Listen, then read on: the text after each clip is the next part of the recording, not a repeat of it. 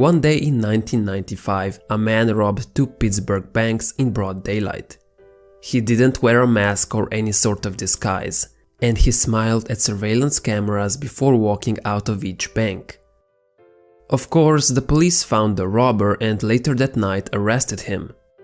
Interestingly enough, when the robber was handcuffed, he was puzzled and he mumbled, "But I wore the juice."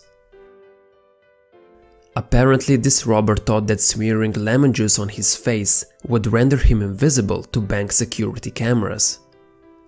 And he didn't just think that, he was pretty confident about it. His rationale was that since the chemical properties of lemon juice are used in invisible ink, it should render him invisible to the bank security cameras.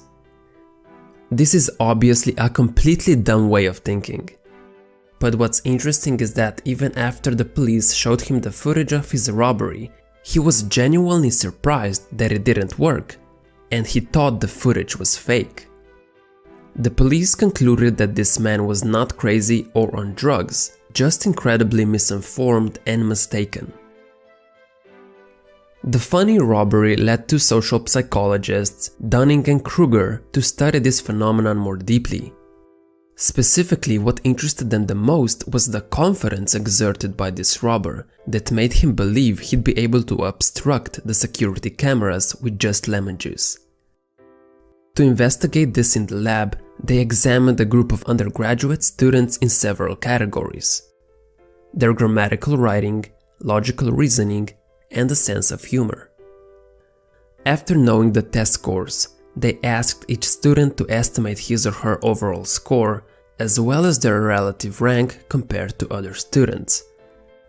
This is when Dunning-Kruger found something fascinating. They found that the students who scored lowest in these cognitive tasks always overestimated how well they did. And not just by a little, but by a lot. They thought they scored above average, while their score was one of the lowest. So not only were those students incompetent or less skilled in those areas, but they obviously didn't even know just how bad they were at them. Students who scored the highest had more accurate perceptions of their abilities, but they made a different mistake. Paradoxically, the highest scoring students underestimated their performance.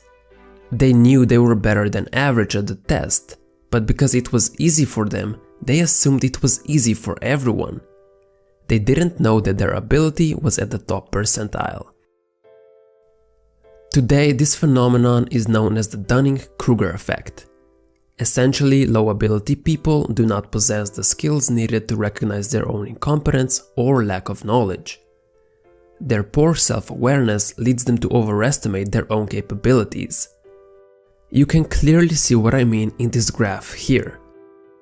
Having barely any skill or knowledge leads to massive confidence.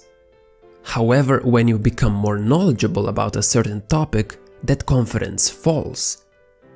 Only when you start to reach above average skill is when your confidence about a certain topic starts to pick up again. Contrary to popular belief, this is not just limited to cognitive tasks. It doesn't seem to matter what specific skill we pick. The less a person knows about any given activity, the more likely they are to overestimate their skill or knowledge.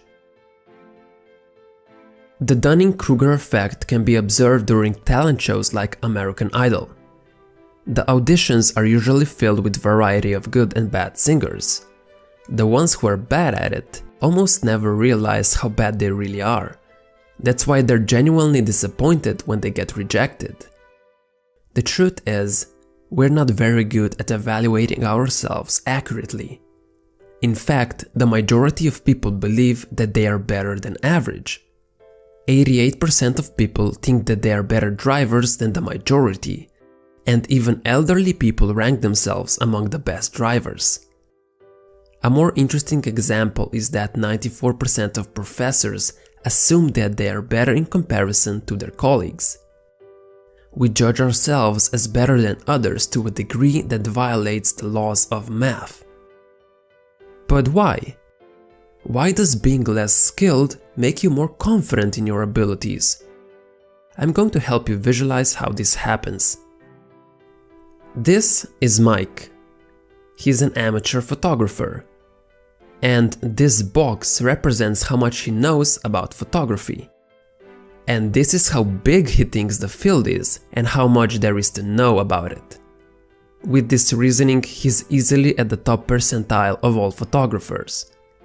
But let's say he meets a professional photographer, someone who has been doing it for 7 years, but he still has a lot to learn. This photographer knows this much about photography.